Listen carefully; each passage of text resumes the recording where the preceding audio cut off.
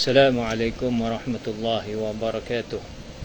Bismillahirrahmanirrahim. Alhamdulillahi rabbil alamin. Wassalatu wassalamu ala asyrafil anbiya'i wal mursalin Sayyidina Muhammad wa ala alihi wa sahbihi ajma'in. Amma ba'd. Alhamdulillah tuan-tuan sidang penonton yang dirahmati Allah sekalian. Alhamdulillah kita bertemu sekali lagi dalam wacana Ramadan kita pada kali ini, di mana pada kali ini kita akan membincangkan tentang nota daripada Al-Quran, iaitulah juzuk yang pertama daripada Al-Quran. Apakah kandungan juzuk yang pertama daripada Al-Quranul Karim ini, di mana juzuk yang pertama mengandungi dua surah, iaitu yang pertama surah Al-Fatihah dan yang keduanya surah Al-Baqarah, dari ayat yang pertama sehingga ayat ke-141. Itu juzuk yang pertama. Mana juzuk yang pertama ni dimulakan dengan surah Al-Fatihah, yang kita semua maklum, yang kita semua tahu bahawa surah Al-Fatihah ini merupakan surah yang dibaca oleh seluruh umat Islam ketika sembahyang ataupun ketika lain. Maknanya, makna kata bahawa surah Al-Fatihah ini adalah surah yang cukup popular di dalam kalangan umat Islam, di mana surah Al-Fatihah ini pada keseluruhannya berkisar tentang Allah Subhanahu wa Ta'ala, dan kita yang bersifat hamba hanya bergantung penuh, menggantung harapan kepada Allah Subhanahu wa Ta'ala sebagai tempat memohon dan tempat kita menyembah, mengabdikan diri kepada Allah Subhanahu wa Ta'ala, dan juga kita memohon untuk diberikan petunjuk ke jalan yang lurus.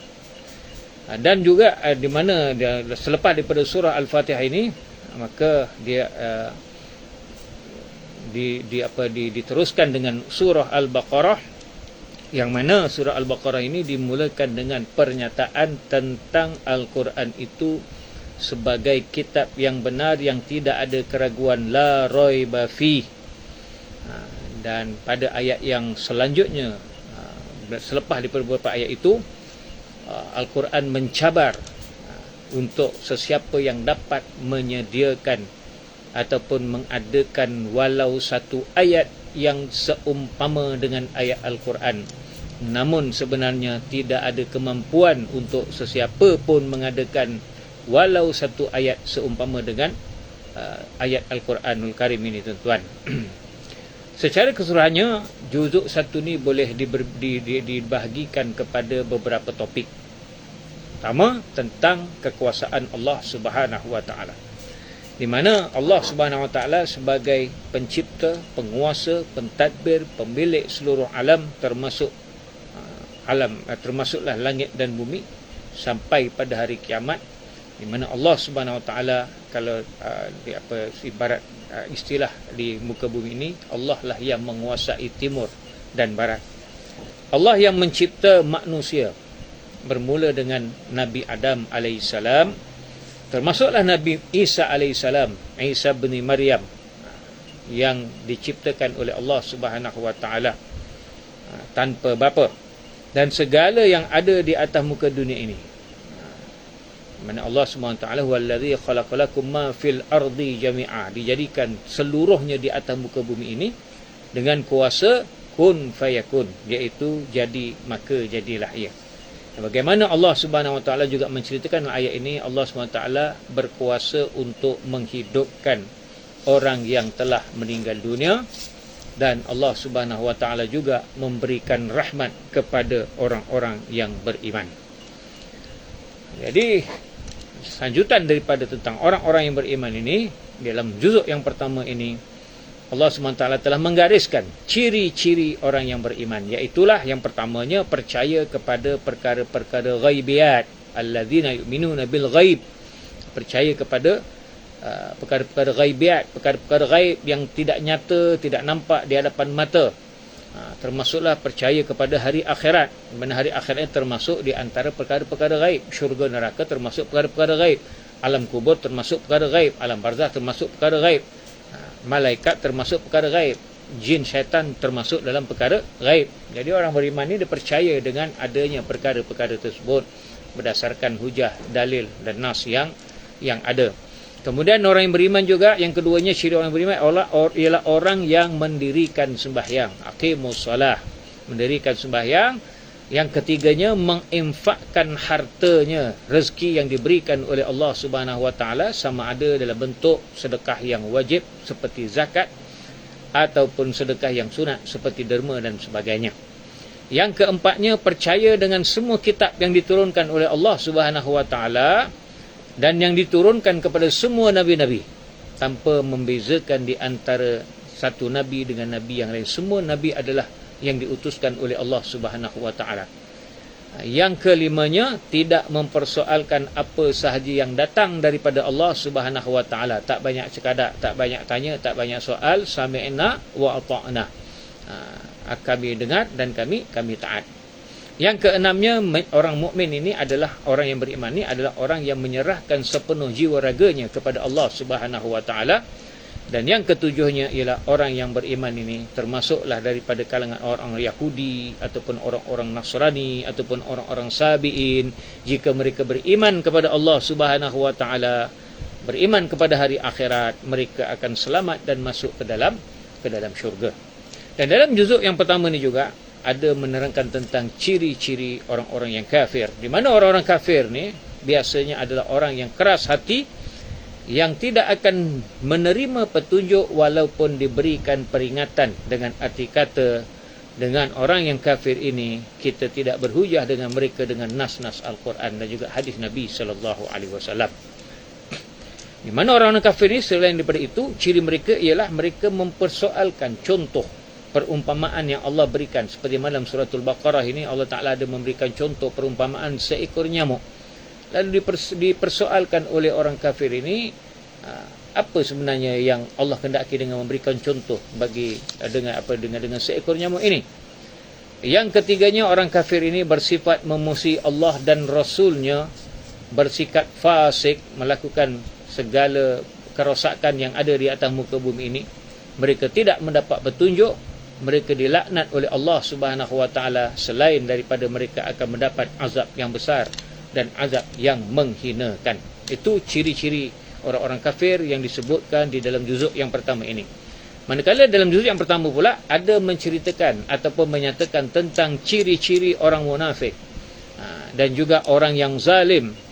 Di mana orang yang munafik ni tuan-tuan adalah orang yang berdusta, menipu. Mereka menipu Allah Subhanahu Wa Taala, mereka menipu orang yang beriman. Yukhadi'una Allah walladzina amanu. Mereka menipu Allah dan menipu orang-orang yang beriman dalam keimanan mereka. Mereka sebenarnya tidak beriman, tetapi mereka mengaku kononnya mereka itu beriman kepada Allah Subhanahu Wa Taala. Yang kedua, orang munafik ni ciri-ciri dia ni tak boleh percaya. Sebab apa? Depan kata lain, belakang kata lain. Dengan arti kata, mereka bila wa idza laqul ladzina amanu qalu amanna, bila bertemu dengan orang-orang beriman, mereka berkata bahawa mereka itu beriman. Tetapi wa idza khalau ila syayatinihim qalu inna ma'akum. Tapi bila di belakang orang beriman, mereka mengatakan mereka bersama dengan musuh-musuh Allah. Seolah mereka telah memperolok-olokkan keimanan mereka dan Allah memperolok-olokkan mereka. Dan yang keempatnya, ciri orang munafik ni dan ciri orang-orang zalim ini adalah mereka berkhianat kepada orang Islam. Sama macam orang-orang Yahudi berkhianat. Dan yang seterusnya, orang munafik ini hanya mengambil perkara-perkara agama ni kalau sekiranya perkara dalam agama ini ada menguntungkan mereka.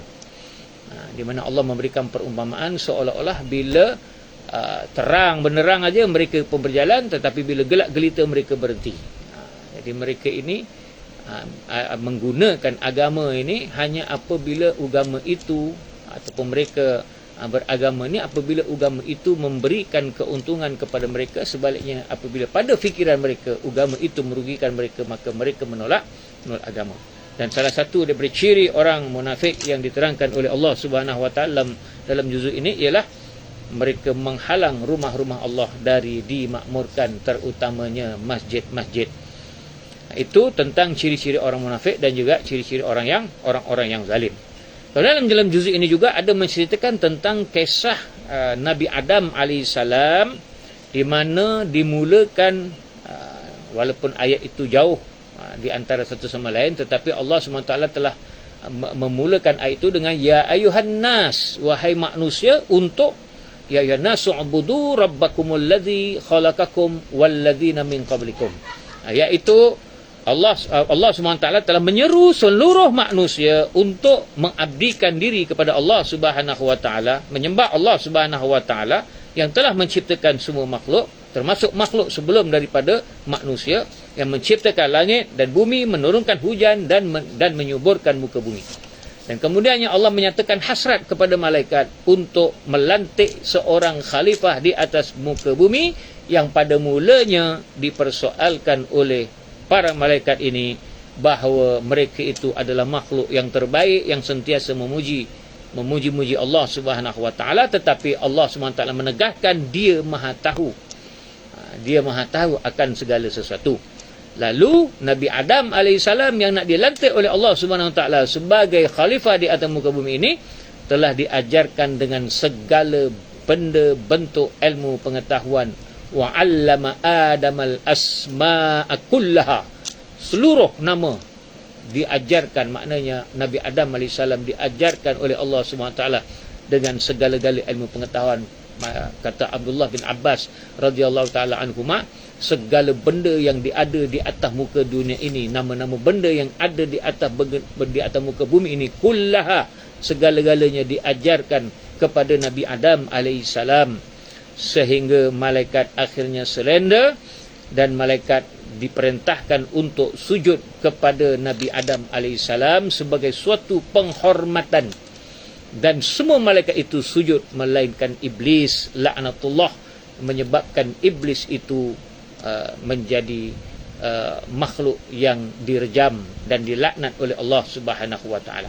Dan kemudiannya Allah Subhanahu wa taala telah membenarkan Nabi Adam AS dan juga isterinya Hawa untuk tinggal suka hati di syurga. Buatlah apa saja, makanlah apa saja di syurga itu, kecuali satu saja, wala taqraba hadhihi syajarah, iaitu tidak boleh menghampiri satu pokok ini. Kalau menghampiri pokok ini, maka dia menjadi suatu kesalahan. Yang mana iblis laknatullah ini kemudiannya telah menghasut Nabi Adam AS dan juga isterinya Hawa untuk mendekati pohon tersebut, sehingga menyebabkan mereka itu diusir dari syurga dan diturunkan ke bumi dan tinggal bergenerasi hinggalah ke suatu masa, iaitu di hari kiamat. Dan Nabi Adam AS telah diajarkan oleh Allah Subhanahu wa taala dengan kalimah-kalimah taubat, untuk bertaubat di atas dosanya itu melanggar larangan Allah Subhanahu wa taala. Kemudian dalam juzuk yang pertama ini ada banyak menceritakan tentang Bani Israel dan juga ahli kitab. Bani Israel ini adalah umat yang telah diperingatkan oleh Allah Subhanahu wa taala akan segala nikmat yang diberikan kepada mereka, sehingga mereka itu faddaltukum 'alal alamin. Mereka itu menjadi bangsa yang terbaik, yang terunggul, bangsa pilihan Tuhan di atas muka dunia ini. Dan Bani Israel ini telah diperintahkan oleh Allah Subhanahu wa taala supaya mendirikan solat. Aqimus solah. Maknanya mendirikan solat secara bersama-sama, berjemaah. Wasta'inu bis sabri was salah, supaya memohon sembahyang dengan memohon kepada Allah Subhanahu wa taala, memohon pertolongan kepada Allah Subhanahu wa taala dengan sembahyang dan juga sabar. Mereka juga diperintahkan untuk tidak mencampurkan di antara perkara yang hak dengan perkara yang batil.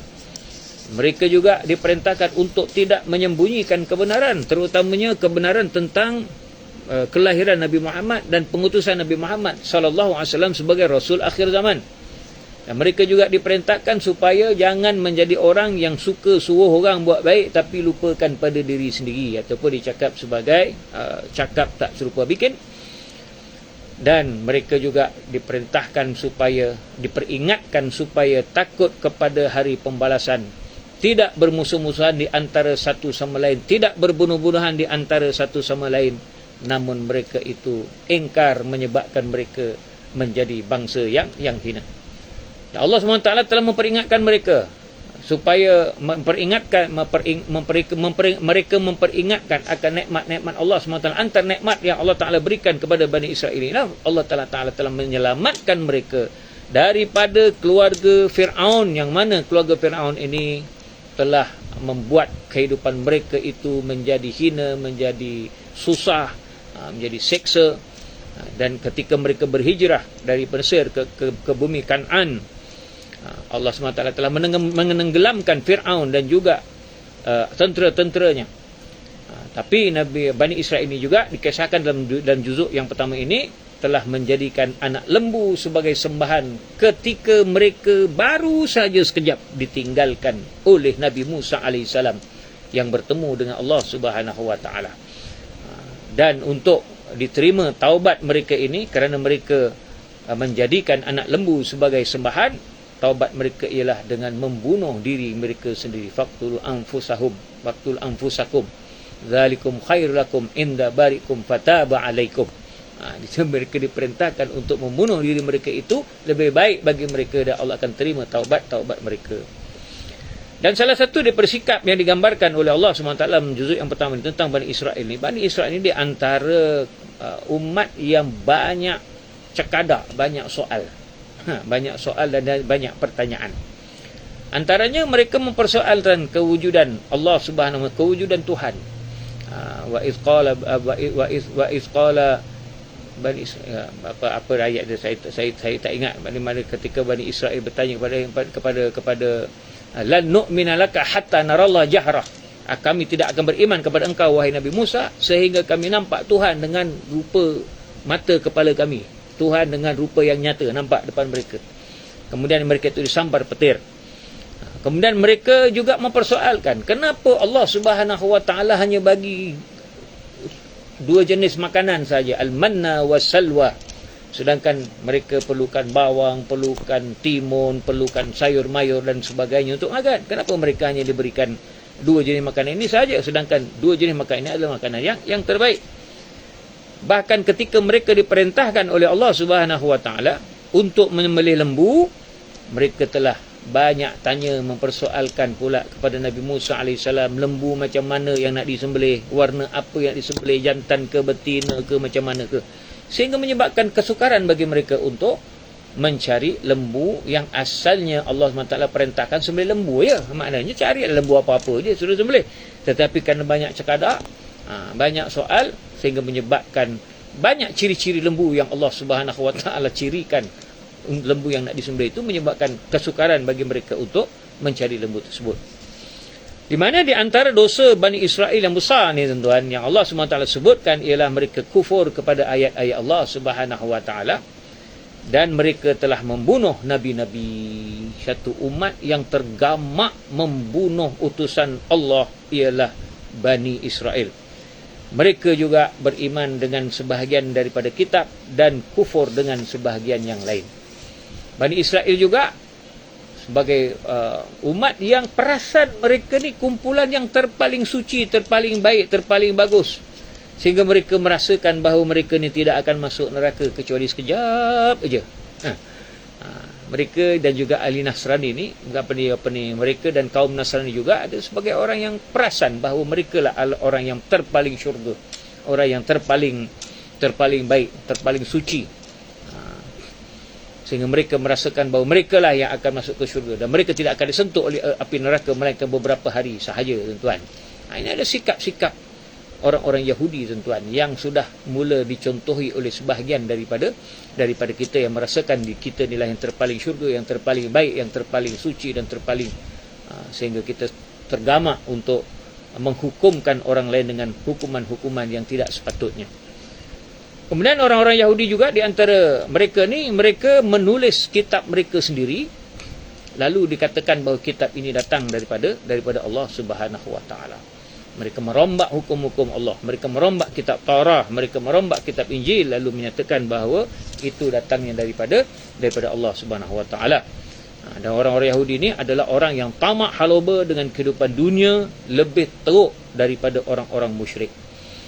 Dan kita kena ingat bahawa Quran sendiri menjelaskan bahawa satu-satunya bangsa yang pernah disumpah oleh Allah Subhanahu Wa Taala untuk sebahagian daripada mereka itu menjadi beruk, disumpah menjadi beruk kerana mereka engkar kepada perintah Allah Subhanahu Wa Taala supaya tidak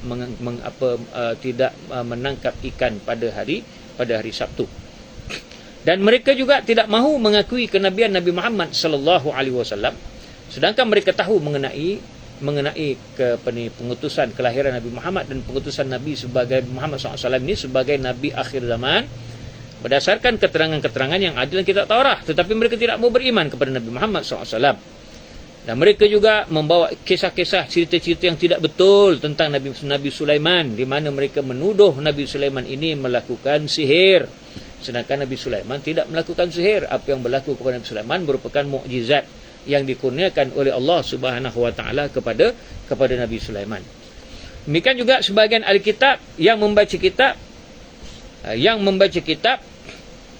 ada sebahagian daripada ahli kitab ni yang beriman kepada Allah Subhanahu wa taala sebagaimana yang sepatutnya. Sebab itulah dikatakan sebelum daripada ini, orang yang beriman daripada kalangan ahli kitab, iaitu orang Yahudi, orang-orang Nasrani dan juga orang-orang Sabi ini, mereka akan masuk ke dalam syurga kerana keimanan mereka yang betul berdasarkan kepada apa yang mereka ikut pada kitab-kitab mereka. Dan juga Allah menceritakan dalam juzuk ini tentang tuduh-menuduh di antara orang-orang Yahudi dan juga orang-orang Nasrani yang mengatakan masing-masing korang ni masing-masing tak ada pegangan yang betul. Yahudi tuduh Nasrani tak ada pegangan yang betul. Nasrani menuduh orang Yahudi tidak ada pegangan yang betul. Padahal mereka membaca kitab, iaitu kitab Taurat dan juga kitab Injil. Manakala orang-orang Nasrani pula telah mensyirikkan Allah Subhanahu wa taala dengan menyatakan bahawa Allah Subhanahu wa taala itu ada anak, iaitulah Nabi Isa alaihissalam sebagai anak Allah, Jesus Christ sebagai anak Allah Subhanahu wa taala, sebagai Tuhan anak. Allah sebagai Tuhan bapa, Nabi Isa Jesus sebagai Tuhan anak, wal iyadu billah min dzalik.